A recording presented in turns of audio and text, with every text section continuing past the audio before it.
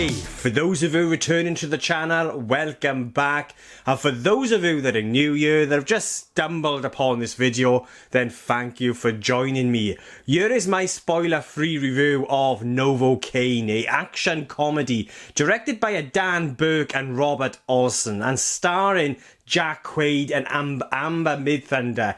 And I've been really looking forward to this movie. You know, just from watching the trailers, it looks like it's going to be a lot of fun. It looks bonkers. It looks wild. It looks like one of those experiences where I could just turn my brain off for almost 2 hours and have a bit of fun. So yeah, its plot. The plot of Novocaine follows Nathan Kane, a bank employee with the inability to feel pain, who goes out to rescue his co-worker after she is taken hostage by a group of bank robbers. So, you know, a very generic, kind of very familiar plot. We've been there before a million times. But here we are following a character named Nathan Kane who can't feel pain. And until I looked up the notes for this, I didn't realise that this was actually a real condition.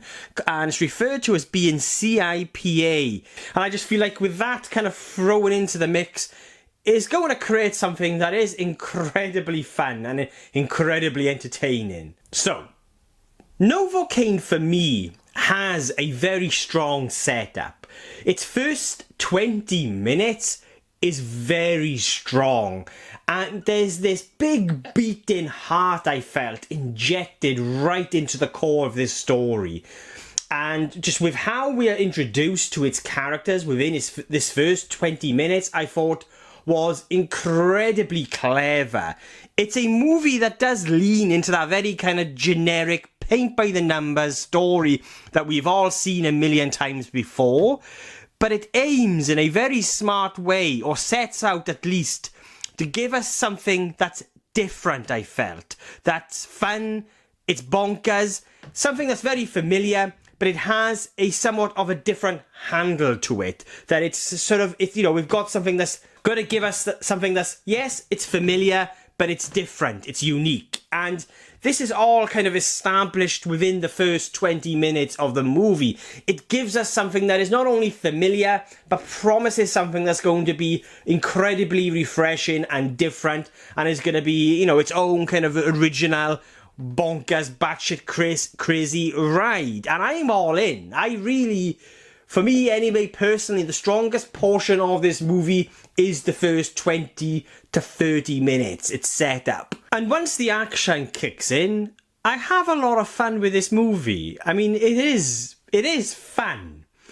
And what I really liked or admired about this movie was, and especially, you know, it establishes this within the first 20 to 30 minutes, which is you've got this kind of very bonkers, wild premise that's encapsulated by this big beating heart, and it's achieved because it's sort of laying out what it's attempting to do with its characters and its themes, like, you know, whether it be disability and sort of using sort of that disability as, you know, your superpowers, you could say, or empathy and loneliness, very real human themes. It's all sort of laid out within that first 20 minutes, and adding layers to this experience that I wasn't expecting, but sort of helping what would be, or, you know, could be a very familiar paint by the numbers generic experience, and adding something different to it, a sort of another layer where it's going to be more than just a familiar experience. And with all of these kind of different elements, these different ingredients, that is sort of, well, I felt anyway, built into that first 20 to 30 minutes, I felt like we were onto something here that was going to be very promising and very different. Like, I was quite excited. At the same time, I was like, wow, like, I'm liking what they're doing here with these characters. It's quite clever. And sort of how they introduce us to Amber Midthunder's character, and sort of her involvement with Nathan Kane's character, and how that relationship blossoms. I just felt like it was all done in a way that was very smart. It was actually quite tight, and it really worked for me. But, and you could probably guess by now there was going to be a but. Look, this was a fun film. But everything that I just mentioned that I like, that I really appreciated, for me, unfortunately, it all just sort of fizzled out. You get the first kind of action set piece where Jacques Quaid, his character, he goes after these bank robbers dressed up as Santa Claus, and yeah, it's fun, it's in the trailers, I had a lot of fun with it. You know, when it comes to that comedic aspect, the timing of the delivery and all of that, it is effective. I had a fun time with the moment, as well as many other sort of action set pieces within this film. They are fun, it was entertaining, but I feel like that kind of very strong setup that we start off with, and the sort of the promise of giving us something sort of, yes, familiar but different, it kind of just fizzles out. And it does, unfortunately for me, fall into very kind of generic, we've seen it all before, paint by the numbers territory. And it became more frustrating for me because of that strong setup and the promise of what this film could have been, or what they initially, I felt like, set out to achieve here with Novocaine. The promise is there, the potential is there within that setup, but for me personally, it sort of loses sight of that big beating heart that it injects into the story right in that first 20 minutes, you know, of establishing these characters and sort of touching on these kind of very real human themes, adding to what is a silly, bonkers, over-the-top experience, adding some kind of real depth and layers there. You know, it just kind of loses sight of that. And I felt like that groundwork that is set up within the first 20 to 30 minutes is what I felt like would have allowed this experience, as an overall experience, to have been incredibly effective. And look, the film has been received very well. People are having a blast with this movie. They are enjoying it. They're having a hell of a lot of fun. And it is fun. I did have fun with it. You know, it's got I think it's an 85% audience score on Rotten Tomatoes and an 84 critic, I think, at the time of recording this review. And so, you know, I don't want to be a party pooper. I don't want to be, you know, this one person that's got to, you know, be doom and gloom about something that is designed, that has been created to just give enjoyment, to bring enjoyment to people and just have an entertaining, fun ride. And I did really like this sort of 90s approach to how the story was constructed. It felt like an action comedy from the 90s, and, you know, it felt like that it was leaning into that, but also trying to create something potentially different with a sort of a unique handle on it, which, like I just said, for me personally does fizzle out after the 30 minutes. But one of the biggest issues that I had with this movie as an overall experience was it kind of lacked on momentum and energy that I felt like it really needed to be effective. And this could very well just be me. I just felt like how the action set pieces were stringed together, it kind of had an awkwardness to it. There was a clunkiness to it. How these action set pieces were stringed together with these moments of character, and everything just kind of felt like the pace was just incredibly slow as a result, and it sort of ended up having this kind of lack of energy and momentum that I felt like it really needed. You know, even though I'm having fun in those moments, for example, you know, with Nathan being tortured, for example, and, you know, he's pretending that he could feel the pain, and, you know, there are certain moments like that dotted throughout the film, like, yeah, it's fun. I was being entertained, but there was a clunkiness to how everything sort of was structured and how these moments sort of came together. Or there was a clunkiness to how one action set piece would move along into the next moment, then how that moment then would evolve into the next action set piece. There was just an awkwardness to it and a clunkiness which ended up, for me, I felt, diminishing the momentum and energy that the movie needed. And to just touch on that 90s vibe again, you know, it's one of those movies that kind of just reminded me of films like Con Air, where you get the third act, you think the film is going to end, and then then something else happens, and it escalates, and it goes even more bonkers, it gets even more wild, and it does kind of do that. And I kind of liked it. At the same time, it still felt very flat. Like, the overall experience, even though I'm having fun in moments, and I am entertained, I mean, I was enjoying myself to a certain degree, there was a sort of a flatness to the experience that became a hell of a lot more prominent during its third act and going into its climax. I wouldn't say it was flat for the entire experience, especially that first act, the setup, that first 20 to 30 minutes. But as the movie sort of evolves and progresses towards its climax, everything that it sets out to sort of achieve, or what it's kind of promising us, I just felt like it kind of loses sight of and fizzles out. And that for me was reflected in the movie's momentum and its energy, and just how, especially the action set piece within the movie's climax sort of plays out. It just kind of put me in a place where I'm like, oh, this teased us with something different, and then we just kind of got this. And we'd end up in a place where I honestly felt like we wouldn't have ended up because of that strong setup in the movie. And it does then end up, for me personally, with Novocaine, I had a fun time. I wouldn't say it was like the most fun I've had at the cinema this year, but it was fun. I enjoyed it. I appreciated what they were doing. But by the time we get to the movie's climax, I just feel like, we've not really got anything different here. We've kind of been here before. Yes, there were intriguing aspects to its story with what they were trying to do with Nathan Kane's character, not being able to feel pain and all of that, and Amber Midthunder's character and her involvement. The ingredients were kind of there, but it just doesn't come together to really give me what I wanted, or what I felt like I wanted with what was promised at the beginning of this experience. I wanted more.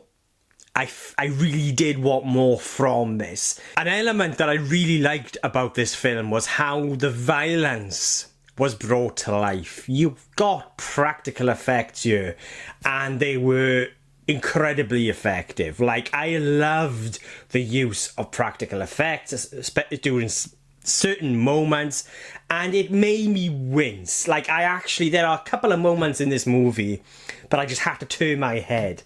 And you can only achieve that, and I've said this countless times before in other videos, you can only really truly sort of achieve that effect by utilising practical effects. And you've got glorious practical effects on display here within the movie, and it just elevates those moments with violence and sort of those kind of like the scenes where Nathan Kane's character is being tortured. It's in the trailer, but there are moments where I had to turn my head away from the screen because I just couldn't.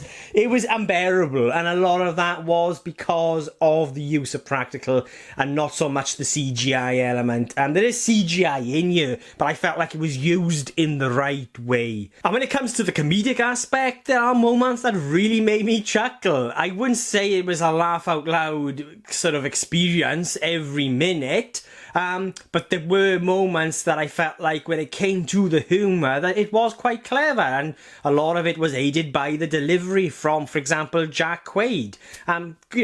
Sort of touching on Jacques Quaid for a moment, I like Jacques Quaid, but again, like his previous couple of movies, Companion being one of them, I don't feel like he's playing a character that we haven't seen before. Like, I feel like I'm watching Jacques Quaid play Huey all the time from The Boys. Now, I absolutely adore The Boys, and I adore Jacques Quaid's character in The Boys, but I just feel like we are getting the same sort of character in every movie that he's been in recently. And again, maybe that's just me, but at the same time, I like him. I like what he was doing with the character. There are moments where he is great at delivering the humour. And when it comes with the timing, with the delivery and all of that, I mean, I like what he's doing. But at the same time, I'm kind of missing something which I feel like could add something to the character that makes it different. Not that I'm just watching a sort of another kind of variation of the character of Huey, maybe. But again, like I said, that could just be me. Amber Midthunder, as his love interest, is also really good here. I mean, I only know her from Prey, and she was amazing in Prey, and she's really good here. And tonally, the movie works. but just about. And I say that only because of its second and third act, where I was sort of talking about how I felt it was quite clunky and awkward in how these moments would all sort of come together, you know, where you got these action set pieces and these moments of character in between, and this kind of clunkiness and this lack of momentum and energy. As a result of that, tonally, it kind of creaks, but just holds together. And yeah, look, I had fun. It was not what I was hoping it would be. I wanted more. I just felt like I needed more. It ended up, for me, the entire experience ended on kind of a flat note for me. And I could see what they were trying to do and what they were sort of hoping to achieve, I felt. But they kind of lose focus and sight of that. It almost becomes quite, in many ways perhaps, lost in where they were sort of wanting to go with the story maybe. And I just feel like that if they'd kind of kept their focus on that sort of big beating heart that is established within the first 20 to 30 minutes, then we could have had an experience, for me anyway, that would have been effective and satisfying. And I keep sort of saying, you know, for me anyway, you know, or me personally, and that is because this is my own personal opinion and my thoughts on Novocaine. I think it's great that people are loving it as much as they are, that are enjoying it as much as they are, and I recommend that everyone goes out and check this film out. There's a lot of you that are going to enjoy this movie and have a hell of a lot more fun with it than I did. With that being said, it's not that I didn't have fun. I did have fun, and I enjoyed and appreciated what they were attempting to do with it. But unfortunately, it does kind of fizzle out during that sort of second act, going into the third act, and it becomes an experience that is very generic, paint by the numbers. We've seen it, you know, a million times before, and doesn't really offer anything truly different. Yet it promises it. It teases it within that kind of establishing first 20 to 30 minutes of its story. So it was a little bit of a frustrating one as well. Doesn't mean you still can't have fun. And I did have fun. You know, maybe I didn't have as much fun than that you were going to have. And so I do recommend Novocaine. So yeah, enough rambling from me. They are my thoughts on Novocaine. And I will be giving Novocaine